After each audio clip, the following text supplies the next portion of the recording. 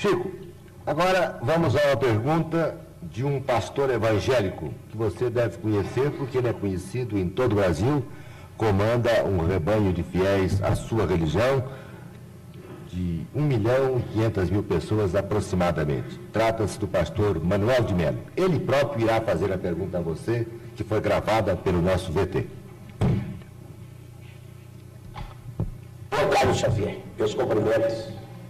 E convidado por esse programa e pela sua direção para lhe formular uma pergunta, quero fazê-lo com muito agrado, com muita satisfação, por conhecer você através da literatura, da sua fama, e que ninguém de consciência tranquila pode negar as suas qualidades mediúnicas.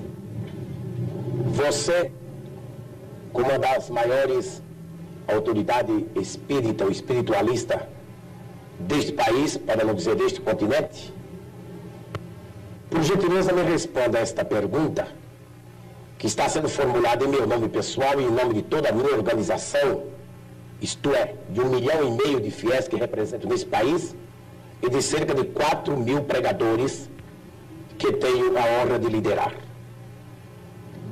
O Espiritismo, Xavier, tem um ponto que se choca profundamente, teologicamente falando, com os princípios bíblicos que defendemos, nós os evangélicos. É exatamente aquele ponto da reencarnação. Isto é, cada pessoa que nasce é sempre reencarnação de uma pessoa que faleceu, de uma pessoa que morreu. Assim, é apregoado e ensinado pelos espíritas no mundo inteiro. Para esclarecimento dos telespectadores desta rede enorme de televisão, deste horário, em nosso pinga-fogo, esclareça o seguinte: Deus criou Adão e Eva. Todos nós concordamos, creio que você também, a maneira como foi criado e o mundo cristão inteiro. Muito bem, mas logo após a criação de Adão e Eva, as duas primeiras criaturas humanas, surgiram as duas outras criaturas humanas, são os dois filhos de Adão e Eva, Abel e Caim.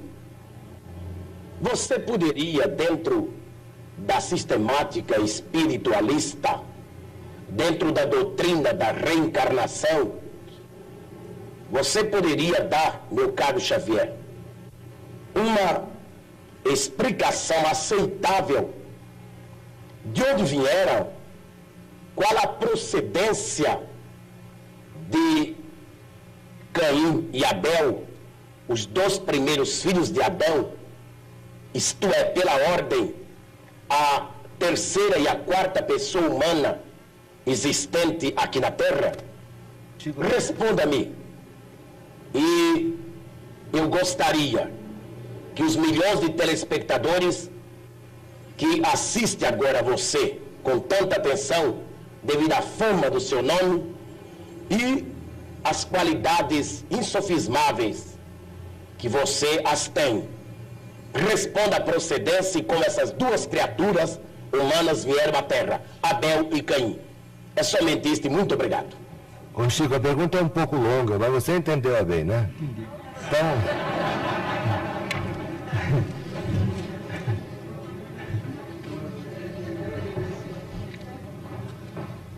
A pergunta do nosso caro amigo, que nos interpela a respeito do texto bíblico, está emoldurada de tamanho carinho que inicialmente nós agradecemos esse tom de fraternidade e ternura humana com que ele emoldura a questão para se dirigir a nós.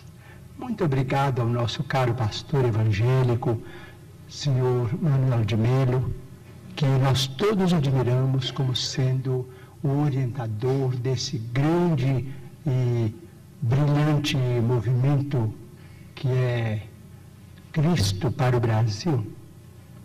mas sem desejar fazer contra-perguntas, porque às vezes a contra-pergunta não é uma prova de consideração para quem perguntou, mas a Bíblia é o nosso livro santo, livro de todos os cristãos. Nós, os espíritas evangélicos, nos detemos no Testamento Novo para compreender a essência dos ensinamentos de nosso Senhor Jesus Cristo e daqueles que o sucederam, os apóstolos da causa evangélica. Não temos maior intimidade com o Velho Testamento, entretanto pedimos permissão ao nosso caro pastor evangélico, Sr. Manuel de Melo, para considerar que no livro de Gênesis, no capítulo 4, versículos 16 e 17, vamos encontrar uma questão muito interessante para nossos estudos em conjunto, porque nós todos somos estudantes das letras sagradas. O capítulo 4 trata, por exemplo, da união de Adão e Eva para o nascimento dos seus 3 filhos, Caim, Abel e Sete. Sabemos por esse texto, o capítulo 4 do livro de Gênesis de Moisés, que Caim exterminou Abel. Entretanto, nos versículos 16 e 17, nós encontramos uma informação muito curiosa, a informação de que Caim, em se retirando da face de Deus, se dirigiu para uma cidade ou uma terra chamada Nod, onde ele desposou aquela que foi sua esposa e teve com ela uma grande descendência. Então, estamos perguntando se determinados textos do Antigo Testamento não seriam códigos que nós precisamos estudar com mais segurança para não cairmos, por exemplo, em contradição do ponto de vista literal. Nós precisamos estudar com técnicos e pesquisadores de história, que nós os temos hoje em todas as direções. Digo isso com o máximo respeito, porque se Caim matou Abel antes do nascimento de Sete, mas casou-se numa cidade chamada Nod, onde encontrou a sua mulher, aquela que foi sua esposa, e com ela teve uma grande descendência, o assunto exige estudos especiais de nós todos. Porque, segundo a criação no jardim edênico, a família inicial teria sido constituída pelas 4 pessoas às quais se refere o nosso caro pastor evangélico, Sr. Manuel de Melo, Adão, Eva e os 2 filhos primeiros do casal. Vamos estudar então a questão com respeito à reencarnação. Mas o Manuel de Melo tem que estudar também, né? Todos nós. Então vamos chegar a uma conclusão.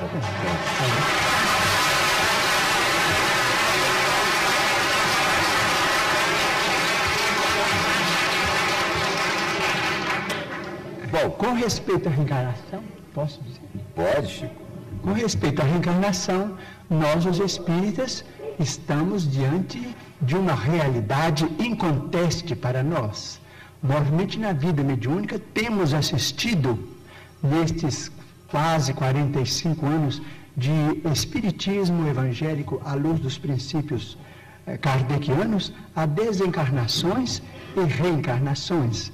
Mas permitimos-nos também perguntar ao senhor Manuel de Melo, nosso caro pastor evangélico, senhor da pergunta, e também aqueles que fazem objeções contra os princípios da reencarnação, permitimos-nos perguntar sobre o sofrimento das crianças, por exemplo. Não vamos nos referir aos adultos, porque seria alongar muito a resposta, mas vamos pensar nas crianças. Por exemplo, nós, os espíritas, muitas vezes encontramos determinados casos de suicídio, e às vezes suicídio acompanhados de homicídio, ou às vezes apenas de homicídio. Mas vamos encontrar esses problemas do complexo de culpa levado para além desta vida, e depois esse complexo de culpa renascido com aquele que é responsável por ele através de sofrimentos que só podemos entender através da reencarnação.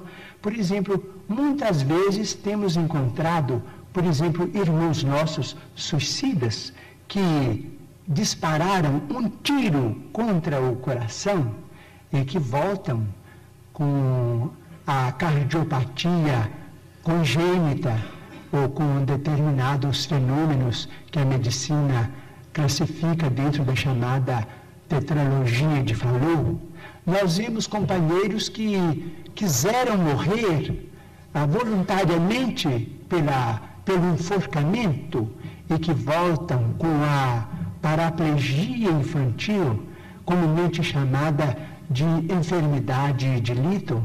Nós vemos muitos daqueles que preferiram o veneno e que voltam com malformações congênitas, com problemas miopáticos, com o mixedema, aqueles que às vezes violentam o próprio ventre e que voltam também sofrendo as tendências e que às vezes acabam se desencarnando com o chamado infarto mesentérico.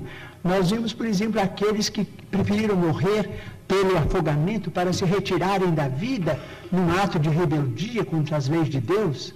Vemos, por exemplo, aqueles que preferiram o afogamento e que voltam com o chamado enfisema pulmonar.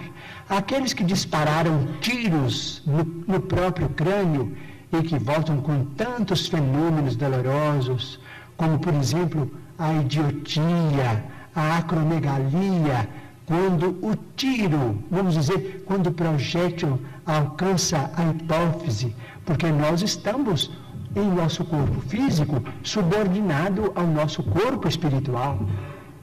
Então, principalmente nos fenômenos, os fenômenos decorrentes do suicídio por tiro no crânio são muito dolorosos, porque vemos a surdez, a cegueira, a mudez congênitas, e vemos este sofrimento em crianças incompatíveis com a misericórdia de Deus, porque nós sabemos que Deus não quer a dor. Diz Emmanuel, se Deus quisesse a dor, Ele não teria nos dado anestesia através da medicina. A dor é uma criação nossa. Chegamos ao além com determinado complexo de culpa e pedimos para voltar ao corpo, trazendo as consequências de nossos próprios atos menos felizes. Então, pedimos ao Senhor, Manuel